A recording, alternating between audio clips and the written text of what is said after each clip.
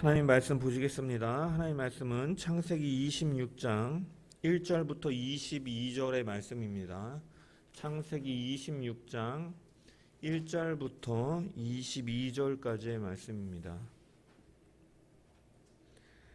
다 찾으신 줄 알고 제가 하나님의 말씀을 봉독합니다. 아브라함 때에 첫 흉년이 들었더니 그 땅에 또 흉년이 들매 이삭이 그랄로 가서 블레셋 왕 아비멜렉에게 이르렀더니 여호와께서 이삭에게 나타나 이르시되 애굽으로 내려가지 말고 내가 내게 지시해 난 땅에 거주하라. 이 땅에 거류하면 내가 너와 함께 있어 내게 복을 주고 내가 이 모든 땅을 너와 내 자손에게 주리라. 내가 내 아버지 아브라함에게 맹세한 것을 이루어 내 자손을 하늘의 별과 같이 번성하게 하며 이 모든 땅을 내 자손에게 주리니 내 자손으로 말미암아 천하 만민이 복을 받으리라. 이는 아브라함이 내 말을 순종하고 내 명령과 내 계명과 내 율례와 내 법도를 지켰음이라 하시니라. 이삭이 그랄에 거주하였더니 그곳 사람들이 그의 아내에 대하여 물으매 그가 말하기를 그는 내 누이라 하였으니 리브가는 보기에 아리따움으로 그곳 백성이 리브가로 말미암아 자기를 죽일까 하여 그는 내 아내라 하기를 두려워함이었더라. 이삭이 거기 오래 거주하였더니 이삭이 그 아내 리브가를 껴안은 것을 블레셋 왕 아비멜렉이 창으로 내다본지라. 이에 아비멜렉이 이삭을 불러 이르되 그가 분명히 내 아내거늘 어찌 내 누이라 하였느냐. 이삭이 그에게 대답하되 내 생각에 그로 말미암아 내가 죽게 될까 두려워하였음이로라. 아비멜렉이 이르되 내가 어찌 우리에게 이렇게 행하였느냐. 백성 중 하나가 내 아내와 동침할 뻔하였도다. 내가 죄를 우리에게 입혔으리라. 아비멜렉이 이에 모든 백성에게 명하여 이르되 이 사람이나 그의 아내를 범하는 자는 죽이리라 하였더라. 이삭이 그 땅에서 농사하여 그의 100배나 얻었고 여호와께서 복을 주심으로 그 사람이 창대하고 왕성하여 마침내 거부가 되어 양과 소가 떼를 이루고 종이 심이 많음으로 블레셋 사람이 그를 시기하여 그 아버지 아브라함 때에 그 아버지의 종들이 판 모든 우물을 막고 흙으로 메웠더라. 아비멜렉이 이삭에게 이르되 내가 우리보다 크게 강성한즉 우리를 떠나라. 이삭이 그곳을 떠나 그랄 골짜기에 장막을 치고 거기 거류하며 그 아버지 아브라함 때에 팠던 우물들을 다시 팠으니 이는 아브라함이 죽은 후에 블레셋 사람이 그 우물들을 메웠음이라. 이삭이 그 우물들의 이름을 그의 아버지가 부르던 이름으로 불렀더라. 이삭의 종들이 골짜기를 파서 샘 근원을 얻었더니 그랄 목자들이 이삭의 목자와 다투어 이르되 이 물은 우리의 것이라 하매 이삭이 그 다툼으로 말미암아 그 우물 이름을 에색이라 하였으며 또 다른 우물을 팠으니 그들이 또 다툼으로 그 이름을 신나라 하였으며 이삭이 거기서 옮겨 다른 우물을 팠더니 그들이 다투지 아니하였으므로 그 이름을 르호봇이라 하여 이르되 이제는 여호와께서 우리를 위하여 넓게 하셨으니 이 땅에서 우리가 번성하리로다 하였더라. 아멘. 또 말씀을 통한 주의 은혜와 평강이 저와 여러분 가운데 넘치기를 축원합니다. 우리가 잘 알다시피 창세기 12장부터 50장까지는 이제 이스라엘의 선조들 족장들을 다루고 있고 그래서 아브라함과 이삭과 야곱과 요셉을 중심으로 이 네 족장을 중심으로 성경의 이 이야기가 진행됩니다. 특별히 이 중에서 이제 2대 족장인 이삭에 대한 내용은 사실은 우리가 지난주에 살펴본 창세기 25장 19절 이하부터 이제 26장까지 어떻게 보면 이 짧은 분량이다라고 할 수 있습니다. 거기다 우리가 사실은 지난주에 살펴본 것처럼 25장 19절부터 34절까지는 사실은 이삭의 내용으로 구분하긴 하지만 그 내용을 살펴보면 그의 아들인 야곱과 에서의 탄생 기사에 대한 그리고 성장에 대한 이러한 내용들로 이루어져 있기 때문에 사실은 이삭의 고유 행적을 보여주는 부분은 우리가 읽은 이 26장이 사실은 전부다라고 할 수 있습니다. 그래서 이 한 장 안에 이삭은 아브라함의 언약의 계승자이자 그의 또 인간성을 보여주기도 하고 그의 생애의 전반적인 특징을 사실은 함축적으로 보여주는 것입니다. 많이 기록되어 있지 않다라는 것은 어떻게 보면 그렇게 특별한 일은 특별한 업적을 쌓거나 특별한 일을 하지는 않았지만 그가 하나님의 언약 가운데 있었음을 보게 되는 것이죠.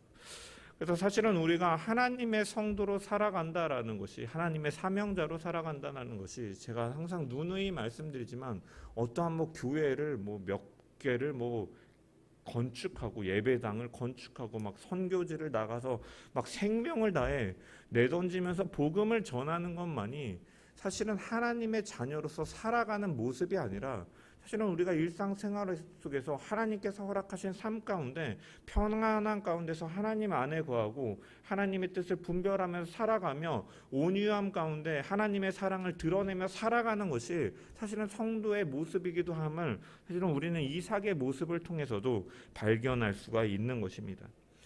이 이삭의 삶을 이제 26장에 이렇게 기록되어 있는데, 이 핵심은 크게 두 가지로 우리가 축약해 볼 수가 있습니다. 첫 번째로 뭐냐면, 이 이삭 역시도 언약의 계승자로서 이 족장, 이 이스라엘의 선조로서 족장으로서 하나님의 언약을 축복을 받는 사람임에도 불구하고 인간적인 약점을 가지고 분명히 실수하는 한 인간에 불과하다라는 것을 성경은 26장에서도 보여주고 있다라는 것입니다. 두 번째로는 이 개인은 그래서 어떻게 보면 비록 초라한 인간에 불과하지만 하나님 안에서의 언약의 계승자로서 하나님께서 함께 하심으로 이방인들조차 인정할 수밖에 없는 그가 번영과 평안을 누렸음을 우리는 이 이삭의 인생을 이 두 가지로 축약해 볼 수가 있는 것입니다. 이러한 문맥 속에서 우리가 오늘 본문을 살펴볼 건데, 1절의 말씀을 먼저 한번 읽어보겠습니다. 1절 말씀 시작. 아브라함 때에 첫 흉년이 들었더니 그 땅에 또 흉년이 들매 이삭이 그랄로 가서 블레셋 왕 아비멜렉에게 이르렀더니. 아멘. 여기 보면은 창세기 기자가 아브라함이 그 이전에 말씀드린 것처럼 사실은 아브라함이 야곱과 이 에서가 태어난 이후에도 어느 정도 이 손주들의 재롱을 보며 이 나이를 계산해 보면 죽었음을 우리가 생각해 볼 수가 있는데, 창세기 기자는 이미 이 25장에서 사실은 아브라함을 죽여버리죠. 죽는 이야기가 먼저 나옵니다. 이것은 무엇이냐면 이제 앞으로의 내용이 이제 이삭으로 전환되기 때문에 아브라함의 생애가 먼저 종결되는 것처럼 기록하였다라고 말씀을 드렸습니다. 그런데 여기서 보면 1절에 보면 이 창세기 기자는 아브라함 때 들었던 첫 번째 흉년이 그 땅에 또 들었다라고 기록하고 있습니다. 그냥 이삭이 있던 때에 기근이 있었다, 흉년이 들었다라고도 언급해도 될 텐데 왜 아브라함 때를 다시 거론하는 것인가?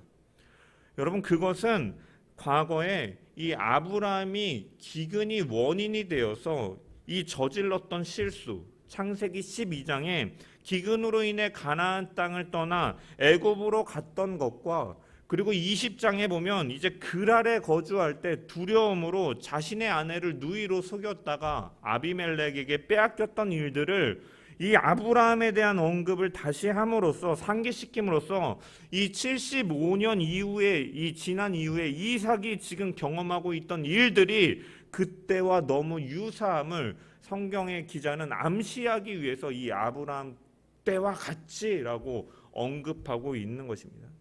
이것은 무엇이냐? 인간은 어떻게 보면 이삭이라는 사람도 하나님의 언약의 계승자로서 우리가 바라보고 선조 족장으로 위대한 사람처럼 볼 수 있지만 사실은 그 역시도 이렇게 반복되는 실수와 아버지와 똑같이 다를 바 없는 연약한 모습을 보여주는 인간의 한계를 분명히 성경은 드러내고 있다라는 것입니다.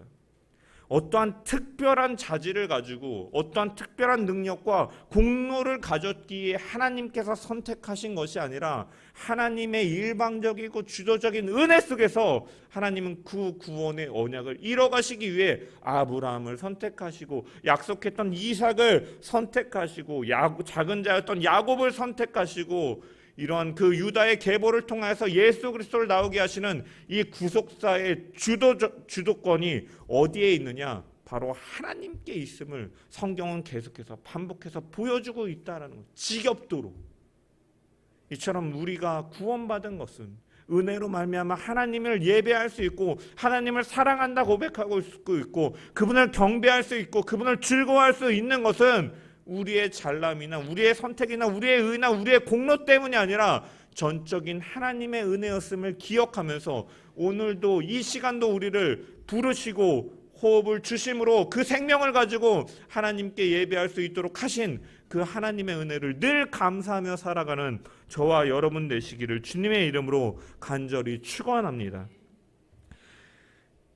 이 아브라함 때 첫 흉년이 들었더니 그 땅에 또 흉년이 들었다. 여기서 그 땅이라는 것은 어떠한 곳이냐면 25장 11절에 보면 이삭이 이제 부엘라 헤로이에 거주하였다. 이 부엘라 헤로이는 이 부엘세바에 위치한 이 하갈의 우물 곁에 이삭이 거주하였음을 우리는 앞전의 내용을 통하여서 살펴볼 수가 있고, 그래서 이삭은 이 아브라함에게 주신 이 약속을 따라서 그 땅에 계속 정착하고 있었고, 이것은 이삭이 아브라함의 언약적 계승자임을 보여주는 의미다라고 할 수가 있습니다. 그런데 그 땅에 이제 또 흉년이 들었고, 고대에는 지금처럼 이제 식량을 비축하고 보존할 수 있는 기술이 없다 보니까 이 흉년이 들었다라는 것은 곧바로 그 땅에 기근이 임했다라는 것이고, 그래서 이삭은 이제 애굽과 가까운 이 팔레스타인 남부 지역인 그랄로 이동하였던 것입니다. 이 그랄이라는 지역은 이 팔레스타인 남부 지역으로 이제 곡창지대예요. 이 팔레스타인 지역에서는. 그래서 이 위에보다는 조금 더 생활 여건이 조금 더 좋은 곳이기도 하고, 또한 애굽으로 향하는 애굽에 가까운 쪽이기 때문에 이제 애굽으로 향하는 길 가운데 있는 곳입니다. 그런 이유로 아브라함 역시도 20장에 이제 이곳에서 나그네 생활을 하였던 것이 이러한 이유 때문인 것이죠. 창세기 기자는 이삭이 이제 그랄로 가서 블레셋 왕 이제 아비멜렉에게 이르렀다라고 언급하고 있습니다. 이 아비멜렉이라는 사람이 이제 창세기 20장에도 아브라함이 아비멜렉이 통치하는 그랄 땅에 머물렀다라고 이렇게 기록되어 있는 것을 통해서 어떤 성경의 주석가들은 이제 아브라함이 만난 아비멜렉과 이삭이 만난 아비멜렉이 동일한 사람이다라고 이렇게 주장하기도 하지만, 사실은 그 이후로 많은 시간이 흘렀음을 우리가 추정해 보는데 이것은 다른 사람으로 보는 것이 합리적이다. 그렇다면 왜 똑같은 아비멜렉인가? 여러분, 이것은 우리가 이집트의 왕을 그 바로라고 호칭하는 것처럼 이제 이 아비멜렉이라는 이름은 이제 개인의 이름이라기보다는 이제 그랄의 왕을 지칭하는 이 주기명으로 우리가 이해하는 것이 바람직하고, 또한 아비멜렉이라는 이름의 뜻 자체가 풀이하면은 나의 아버지는 왕이시다라는 이름으로 대를 이은 왕으로서에 대한 호칭으로 보면 사실은 무리가 없는 것이죠. 그래서 아무튼 이 이삭이 기근이 들자 이 그랄로 가서 이 아비멜렉을 만납니다. 여러분, 그랄로 갔다라는 것은 이제 그의 발걸음도 이제 앞으로 이집트로 애굽으로 향할 것이거나 이곳에 잠시 머물다가 상황을 봐서 더 어려워지면 이집트로 내려가는 일을 계획했음을 우리는 알 수가 있는 것이죠. 아브라함이 했던 것처럼. 주목해 봐야 되는 것은 무엇이냐면, 아브라함이 창세기 12장에 가나안 땅에 들어간 이후에 기근이 닥쳤을 때 그는 하나님의 뜻을 묻지 않고 애굽으로 내려갔던 것처럼 이삭 역시도 기근이 닥치자 하나님께 간구하거나 제단을 쌓으면서 하나님의 뜻을 물어보면서 애굽을 향해 가고 있는 것이 아니라 사실은 그러한 모습 없이 애굽을 향해 가고 있다라는 것이에요. 여러분, 이것은 무엇을 보여주는 것이냐? 아브라함이나 이삭이나 이 두 족장들이 자신들에게 위기가 찾아왔을 때 하나님께 기도하며 그 위기를 해결할 방법을 찾기보다는 급한 대로 우선적으로 인간적인 방법을 취하고 있음을 보여주고 있는 것입니다.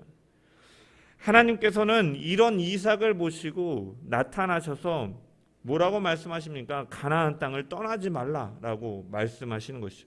2절의 말씀 보면 여호와께서 이삭에게 나타나 이르시되 애굽으로 내려가지 말고 내가 내게 지시하는 땅에 거주하라 라고 말씀하십니다. 하나님께서는 이 기근을 피해서 인간적인 방법으로 움직이는 이삭의 행동이 아브라함처럼 잘못될 가능성이 많았기 때문에 그대로 내버려 두지 않으시고 즉각적으로 개입하시는 모습을 보여주는 것입니다. 그러면서 애굽으로 내려가지 말라라고 그곳에 거주하라라고 말씀하셨습니다. 여러분, 하나님께서는 왜 애굽으로 내려가지 말라라고 말씀하실까? 여러분, 가나안 땅은 이제 그 지중해 바닷가에 인접한 지역이나 뭐 약간의 이 고원 지대를 제외하고는 대부분은 이제 사막과 아열대 지대로 이루어져 있기 때문에 계절에 이제 비가 오지 않으면, 제때 비가 오지 않으면 그 땅은 굉장히 황폐해지는 특성이 있습니다.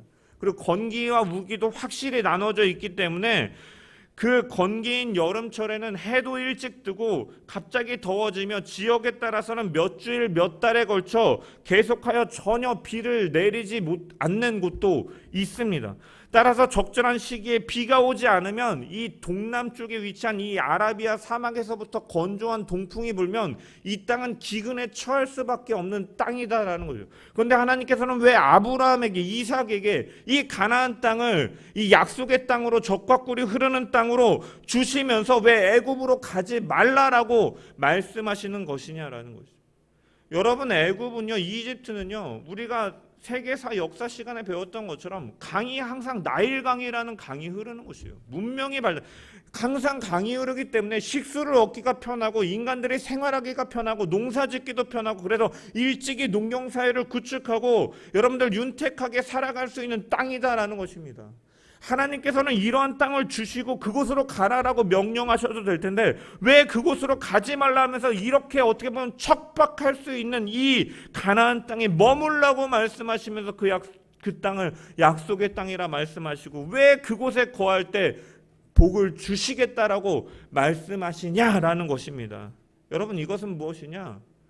결국은 하나님께서는 너가 의지해야 될 것이 무엇인가를 알려주시는 것이다라는 거죠.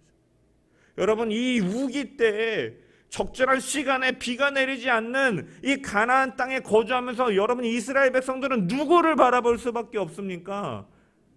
비를 주시고 모든 것을 창조하시고 다스리시는 하나님의 손길만을 바라볼 수밖에 없기 때문에 그곳에 거하는 것이 바로 복임을 하나님께서는 알려주시기 위해서 그 땅을 복이 있는 땅으로, 그 땅에 거주할 때 복을 주시겠다라고 말씀하시는 것은 하나님의 백성들이 다른 것을 의지하지 않고 하나님을 바라보며 그 손길만을 의지하는 것이 바로 복임을 하나님께서는 말씀하시고 알려주시는 것입니다. 물이 있고 음식이 있는 이 애굽을 의지하지 말고, 환경을 의지하지 말고 오직 믿음으로 하나님을 바라보고 의지하는 순종의 그 테스트이고 하나님의 명령이다라는 것입니다. 여러분, 이러한 애굽은 오늘날을 살아가는 성도들에게 있어서 어떻게 보면은 물질적으로 풍요롭지만 세상적인 방법을 따르는 것, 또한 그리고 죄가 그 가운데 만연하지만 그곳으로 나가는 그러한 모습, 어떻게 보면 애굽으로 가는 것은 신앙의 후퇴를 의미하기도 하는 것입니다. 우리가 성도로 살아가지만 하나님을 바라보지 못하고 인간적인 방법으로 이 땅에서의 부유함과 하나님의 뜻과 하나님의 영광과 하나님께서 우리에게 맡겨준 사명이 목적이 아니라 결국 이 땅에서 잘 먹고 잘 살기 위해서 인간적인 방법을 취하며 살아가는 이것이 사실은 오늘날 살아가는 우리에게 애굽의 유혹이 될 수 있다라는 것입니다. 여러분, 애굽은 이스라엘 백성들에게 있어서 이 구약의 이 메시지들을 보면요, 늘 유혹의 장소였습니다. 여러분, 이스라엘 백성들의 노예에서 해방돼서 가나안 땅으로 갈 때 광야에서 고난이 닥치면, 조금만 배고프거나 힘이 떨어지면 그들은 늘 불평하면서 하는 말이 무엇입니까? 모세를 원망하면서 우리가 애굽에 있을 때는 값없이 생선과 수박과 부추와 파와 마늘들을 먹은 것이 생각나거든 이제는 우리의 정력이 쇠약하여 이 만나 외에는 도저히 보이는 것이 아무것도 없도다라고 말하면서 애굽을 그리워하였습니다. 그때 그 시절이 그리웠다라는 거죠. 여러분, 애굽은 사실은 이스라엘 백성들에게 어떠한 곳이에요? 그들이 그 고된 노동으로 인하여 사실은 부르짖으며 하나님께 간구함을 통하여 하나님께서 모세를 세우시고 그들을 구출하였던 곳입니다. 여러분, 그런데 그들은 조그만한 위험이 다시 닥치자 약속의 땅으로 가나안으로 가던 도중에 그 옛날을 그리워하면서 눈에 보이던 그 잠깐의 음식과 그 만족을 그들은 그리워하며 유혹으로 여기면서 그 애굽을 사모하는 모습을 보인다라는 것이에요. 왜? 당장의 눈앞의 욕구가, 부족한 것 같은 욕구가 채워지는 곳이기 때문에. 여러분, 그러나 그 본질은 결국은 그 노예로 살아가는 곳이다라는 것입니다. 여러분, 바벨론이 유다를 침공했을 때도 예레미야 선지자는 이 유다 백성들에게 외쳤습니다. 바벨론에 대항하지 말고 너희는 항복해야 된다. 바벨론이 공격해오는 것은 너희가 하나님 앞에 범죄하였기 때문에, 이 하나님께서 바벨론을 통하여 너희를 치시는 것이기 때문에 너희는 항복하는 것이 하나님의 뜻에 순종하는 것이다라고 예레미야 선지자는 외쳤습니다. 하지만 백성들은 그 말을 듣지 않았어요. 그러면서 뭐라고 말합니까? 아니다. 애굽의 힘을 빌려서 바벨론에 대항해 보겠다라고 말을 합니다. 애굽과 그래서 동맹을 맺었지만 결국은 그 결과는 더 피해만 커지고 바벨론으로 인해서 멸망당하는 일들이 그들 가운데 벌어지게 되는 것이죠. 여러분, 이것이 주는 교훈이 무엇입니까? 여러분, 우리는 애굽으로 돌아가서는 안 된다라는 거예요. 애굽을 그리워해서는 안 된다라는 것이에요. 여러분, 사람은요, 이제 누구나 어떠한 문제가 발생하면 당장 눈에 보이는 것으로 해결하려고 하는 경향이 있어요. 왜? 육을 가진 존재이기 때문에. 그래서 우리가 문제가 닥쳤을 때 돈이나 어떠한 사람이나 어떠한 환경을 찾아서 그것을 해결하려고 노력을 합니다. 누구를 만나면 사정하면 이 문제가 해결될 것이라 생각하고 그 사람을 찾아가고 환경을 찾아가고 막 짱구를 굴립니다. 여러분, 그런데 하나님이 그 문제를 해결해 주시기를 원하고 하나님께로 나아가야 되지만, 여러분, 환경이 좋아지게 되면 해결될 것이라고 생각하고 인간적인 방법으로 찾아간다라는 것입니다. 여러분, 그렇지만 우리는 분명히 알아야 됩니다. 애굽으로 찾아가지 마시길 바랍니다. 인간적인 방법으로 해결하려고 하지 마십니다. 어려움이 닥쳤을 때 우리는 먼저 누구 앞으로 나아가야 되느냐? 하나님께 독대하는 시간이 필요하다라는 거예요. 하나님 앞으로 나아가서 무릎을 꿇고 하나님께 부르짖으며 간구하며 애통하며 하나님, 나를 인도해 달라고, 붙들어 달라고, 긍휼을 베풀어 달라고 구하면서 하나님의 뜻을 분별하며 나아가는 것이 바로 성도의 자세이고 하나님께서 기대하시고 명령하시는 바임을 우리는 이삭에게 하시는 이 하나님의 말씀을 통해 분명하게 발견할 수 있다라는 것입니다. 우리가 상황 가운데 어려움이 닥쳤을 때 우리의 눈이 상황을 바라볼 것이 아니라 그 상황을 주도해 가시는 하나님의 손길을 먼저 의식하고 이 가운데 어떠한 것이 하나님의 뜻인지를 우리가 물으면서 하나님께로 하나님의 뜻을 분별하며 나아가야 될 줄 믿습니다. 여러분, 그러할 때 하나님께서는 문제를 해결해 주시는, 여러분, 하나님의 손에 능력이 없어서 우리를 구원하지 못하는 분이 아니시다라는 것입니다. 하나님께서는 아모스 선지자를 통해서 이스라엘 백성들에게 뭐라고 말씀하셨느냐? 여호와께서 이스라엘 족속에게 이르시되 너희는 나를 찾으라. 그리하면 살리라. 사망의 그늘로 하나님께서는 그것조차도 아침이 되게 하시는 분이시고 백주로 어두운 밤이 되게 하시는 분이시며 바닷물을 불러 지면을 쏟으시는 자를 찾으라. 그 이름이 바로 여호와시니라. 능력의 하나님이며 능치 못하실 일이 없으신 하나님께로 너희는 돌아가야 된다라고 아모스 선지자를 통해서 말씀하셨던 것입니다. 주님께서는 좁은 문으로 들어가라. 멸망으로 인도하는 문은 크고 넓어 그리로 들어가는 자가 많고 생명으로 인도하는 문은 좁고 길이 협착하여 찾는 자가 적다라고 말씀하시면서, 그럼에도 불구하고 우리가 가야 될 것은 좁고 협착한 길이라 할지라도 주님을 따르고 하나님을 의지하는 믿음으로 나아가는 것이 바로 진정한 생명의 길임을 우리는 분명히 기억하면서 나아가야 될 줄 믿습니다. 오늘날 많은 성도들이, 저부터도 십자가를 지고 좁은 길을 가기보다는 쉽고 편하며 물질적으로 풍요로운 세상의 방법과 그 길을 쫓고 즐거워하는데, 우리는 이 말씀들을 보면서 다시금 돌이켜서 우리가 하나님 앞으로 나아가는 그러한 결단이 먼저 우선순위가 늘 하나님께로만 있는 저와 여러분 되시기를 주님의 이름으로 간절히 축원합니다. 늘 하나님의 손길을, 세상을 바라보는 것이 아니라 하나님의 손길을 바라보며 살아가는, 그 인도와 보호 안에 살아가는 저와 여러분 되시기를 간절히 주님의 이름으로 축원합니다. 하나님께서는 2절 후반부에 보면 내가 내게 지시하는 땅에 거하라 라고 말씀하셨습니다. 여러분, 여기 거주하다라는 단어는 히브리어로 보면요, 이제 시제가 미완료형이에요. 무엇이냐면 이 과거부터 지금까지 앞으로도 잠시도 하나님께서 주신 이 땅을 떠나지 말고 계속 그 땅에 머무르라라고 명령하고 계신 것입니다. 여러분, 이것은 오늘날 성도들에게 어떠한 교훈입니까? 어떠한 말씀입니까? 하나님께서 베풀어 주신 그 축복과 하나님께서 내게 행하신 그 일들을 늘 기억하면서 하나님께서 맡기신 사명을 잊지 말고 하나님의 성도로서의 정체성을 가지고 살아가라는 명령인 것입니다. 하나님이 우리에게 어떠한 일을 베푸셨습니까? 독생자이신 예수 그리스도를 아낌없이 우리 가운데 내어주셨습니다. 여러분, 그분은 참 하나님이십니다. 모든 권세가 그분의 팔 아래에 있으세요.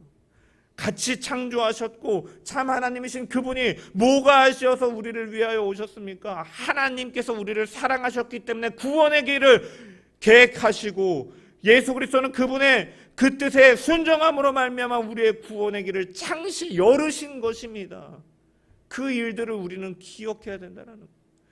그 독생자까지 아낌없이 내어주신 그 하나님의 사랑이 우리 가운데 있는데 우리가 무엇을 두려워하며 무엇을 염려하며 살아가야 된다는 거죠. 너희는 이것을 늘 기억하라라는 것입니다. 예수 그리스도를 내어주신 하나님께서는 늘 가장 선한 것으로 하나님의 자녀들을 인도하시고 보호하시고 구원으로 이끄시는 분이심을 우리는 늘 기억해야 될 줄 믿습니다.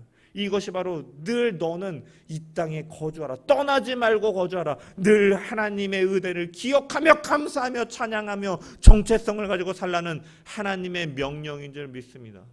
이러한 음성을 기억하며 오늘의 삶도 내게 구원을 베푸신 하나님께 감사하며 그 구원에 반응하는 순종함으로 나아가는 저와 여러분 되시기를 주님의 이름으로 간절히 축원합니다. 하나님께서는 이삭에게 그 땅을 떠나지 말 것을 명령하시면서 이제 축복을 약속하십니다. 다시 한번 확증하시는 것이죠. 3절부터 4절의 말씀을 한번 읽어보겠습니다. 시작. 이 땅에 거류하면 내가 너와 함께 있어 내게 복을 주고 내가 이 모든 땅을 너와 내 자손에게 주리라. 내가 내 아버지 아브라함에게 맹세한 것을 이루어 내 자손을 하늘의 별과 같이 번성하게 하며 이 모든 땅을 내 자손에게 주리니 말미암아 천하 만민이 복을 받으리라. 아멘.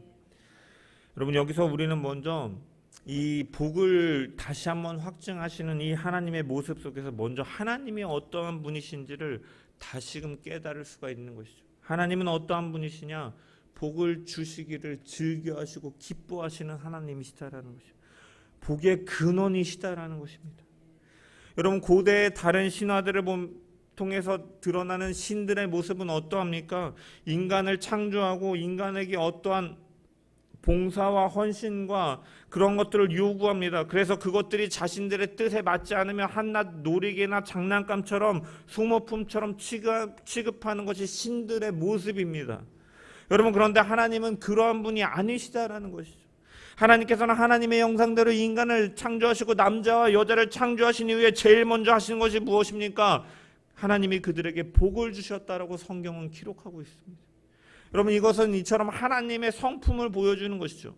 아버지 하나님께서는 자식을 사랑하시기 때문에 주시기를 즐겨하시는 분이시다라는 것을 분명히 볼 수 있다는, 진짜 아버지시다.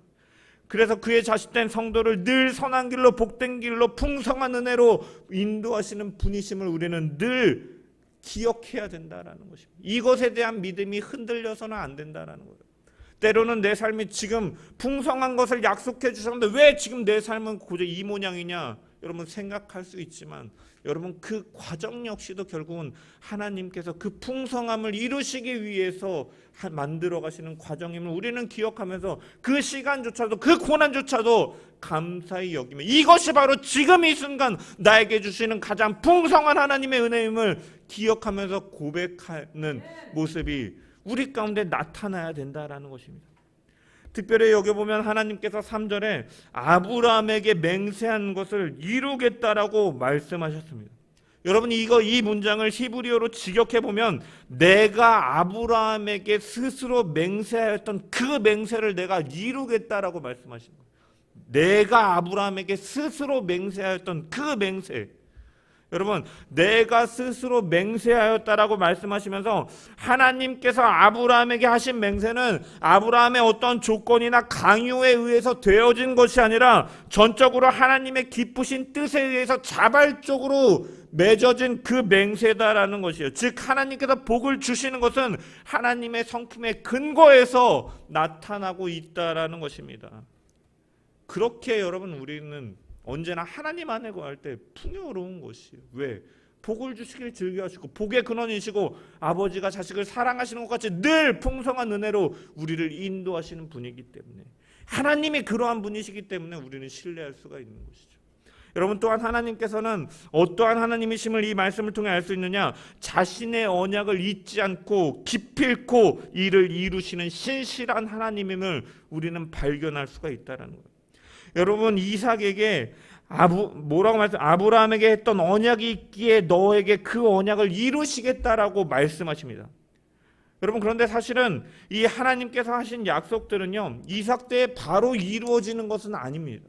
가나안 땅을 주고 그 백성들을 번성시키고 복을 받는다라는 것은 아직 이루어지지 않고 그 후대에 장차 이루어질 일들입니다.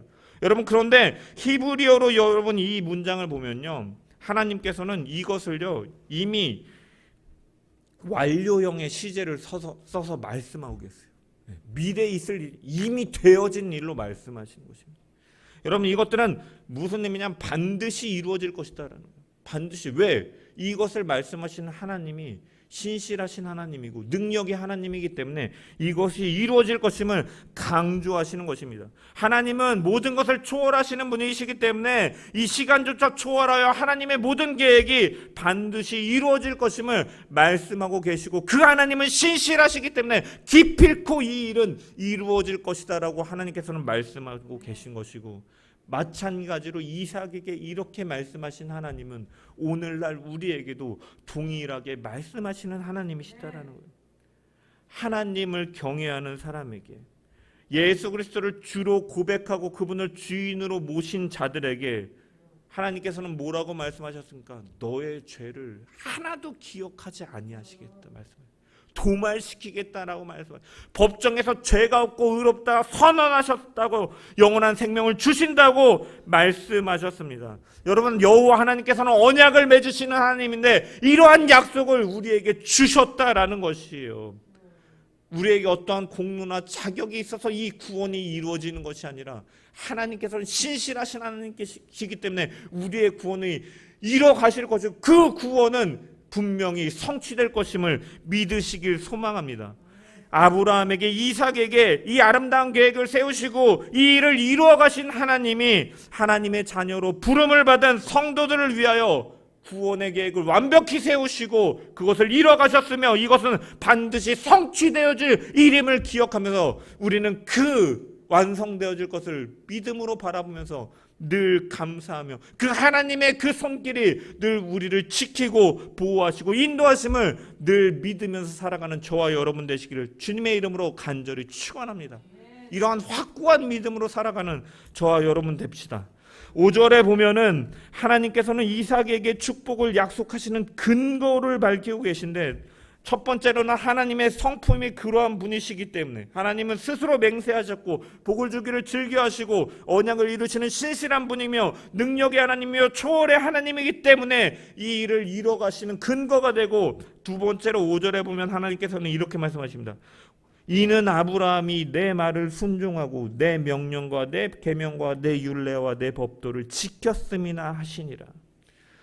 여러분 이 말씀을요 문자적으로 해석하면 이삭이 받는 축복과 약속은요 아브라함이 이 계명과 명령과 율례와 법들을 지켰기 때문이다. 아브라함의 선행이나 공로 때문이다라고 이 구절만 보면 문자적으로 해석할 수가 있습니다. 여러분 하지만 이것은 아브라함의 선행이나 공로가 조건이 되지 못함을 우리는 지금까지 우리가 아브라함의 인생을 살펴보면서 너무 잘 알아왔습니다. 여러분 이것은 무엇이냐면 결국은 하나님께서 아브라함이 이 당신의 이 말한 뜻에 온전함으로 나아갔음을 하나님께서 기쁨으로 받아들이면서 그것을 순종으로 여기시고 믿음으로 여기시고 자랑하고 계신 것이에요. 어떻게 보면 하나님은 호구 같은 분이에요. 여러분 이 말씀의 형태는 이 5절의 말씀은요 그가 이삭을 바쳤을 때 하나님께서 그에게 하신 말씀의 형태와 굉장히 흡사한 형태입니다. 그가 내 명령과 계명과 율례와 법도를 지켰음이니라.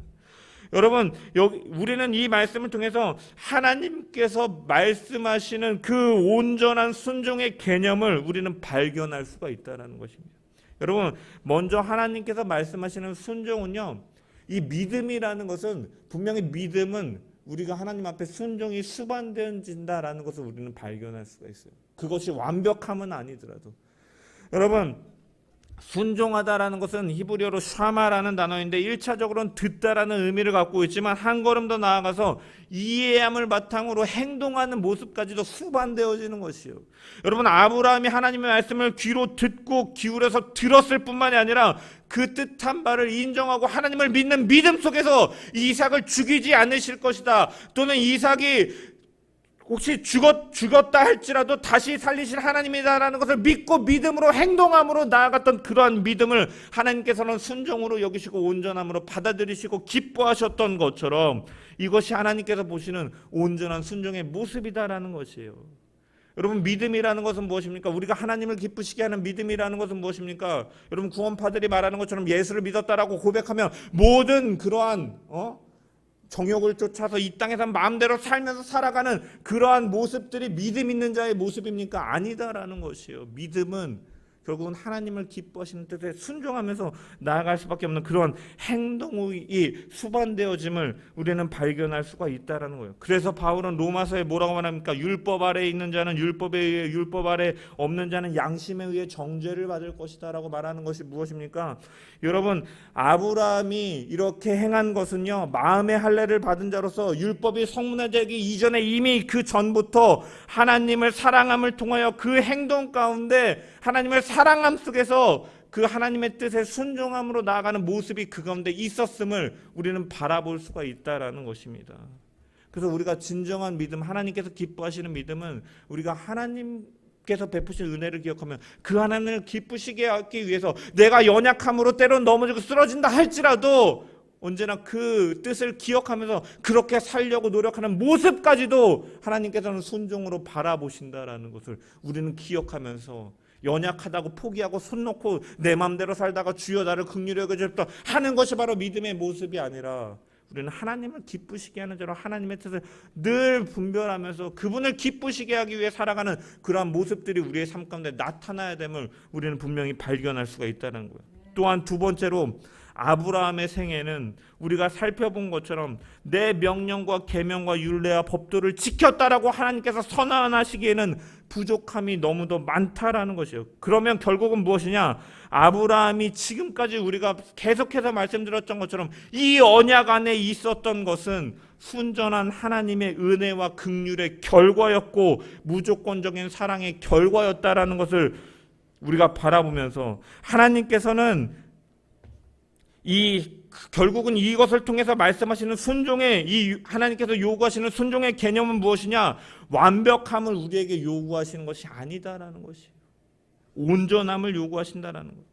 물론 하나님의 궁극적인 목적은 그날에 이르면 하나님 앞에 우리를 완벽하게 세우시는 것이지만 성경이 말하는 온전함은 그것만을 말하는 것이 아니다라는 것이에요. 온전함이란 아버지께로 향해 가는 그 나아가는 전향성을 의미하는 것이에요. 아브라함이 또한 이삭이 오늘 드러나는 모습과 같이 때로는 기근을 통해서 인간적인 방법으로 이것을 해결하려고 하고 하나님으로 멀어지는 두려움 속에서 하나님을 의지하지 못하고 두려움 가운데 하나님의 언약을 위기에 빠뜨리는 일들을 이러한 것들을 반복해요 갔지만 부족하고 못나고 넘어지지만 오늘도 하나님의 사랑이 우리 가운데 무조건적으로 임하고 있음을 기억하면서 그 방향을 다시금 돌이켜서 나아가려고 하는 그러한 모습을 하나님께서는 순종으로 여기시고 그것을 완전한 의로 여기셔서 그것을 복의 근거로 말씀하고 계시다라는 것입니다. 온전함은 완전함을 갖춘 것이 아니라 하나님의 손 아래에 있는 것을 고백하며 살아가는 것이 바로 온전함이고 하나님은 그 고백으로 살아가는 자들을 귀히 여기시고 이것이 완전한 믿음으로 여기셔서 우리 가운데 더욱더 풍성한 복을 약속하신다라고 하나님은 말씀하고 계신 것입니다. 때로는 우리의 약함 속에서 이삭이 아브라함처럼 연약함 속에서 넘어지는 모습을 보인다 할지라도 하나님은 우리의 아버지시고 택한 자녀의 못난 실수도 우리가 하나님을 향한 방향성만 제대로 있다면 덮어주시며 편을 들어주시며 도와주시고 이끄시고 인도하시는 하나님이신 줄 믿습니다. 나의 부족함을 알면서도 너는 내 것이라 하시고 나와 하나님과의 관계를 취소하지 않으시는 하나님의 그 은혜를 늘 감사하며 살아가는 저와 여러분 되시기를 주님의 이름으로 간절히 축원합니다. 세상을 살아가다 보면 우리는 편한 길로 유혹을 따르고 그런 길을 가고 싶은 욕망이 생깁니다. 그것은 당장에 내 눈앞에 어떠한 욕구가 만족되어지는 것 같고 형통한 것 같이 보이기 때문입니다. 하지만 하나님의 백성들은 그러한 합리적인 것처럼 보여지는 일들 가운데서도 우리는 하나님의 뜻이 진짜 무엇인지를 분별하면서 세상의 방식으로 살아가는 것이 아니라 하나님의 말씀이 우선이 되어서 그 뜻을 쫓아 살아가는 것이 진정한 형통의 길이요 복된 길임을 기억하며 살아가는 저와 여러분 되길 소망합니다. 하나님은 우리에게 복 주시기를 즐겨하시는 분이시며 자녀를 결코 외면하지 않으시고 늘 선한 길로 인도하시는 분이십니다. 우리는 그분께서 원하시고 기뻐하시는 것처럼 온전함으로 아버지 하나님을 향해서 방향을 두고 때로는 넘어지고 쓰러진다 할지라도 한 걸음 한 걸음 그분의 뜻하심이 내 삶 가운데 나타내어져 가기를 바라고 소망하는 그러한 순종의 모습으로 살아감을 통하여 하나님께서 우리의 삶을 기뻐 받으시고 우리를 더욱더 풍성함으로 인도하실 줄 믿습니다. 그 하나님을 의지하며 살아가는 저와 여러분 되시기를 간절히 주님의 이름으로 축원합니다.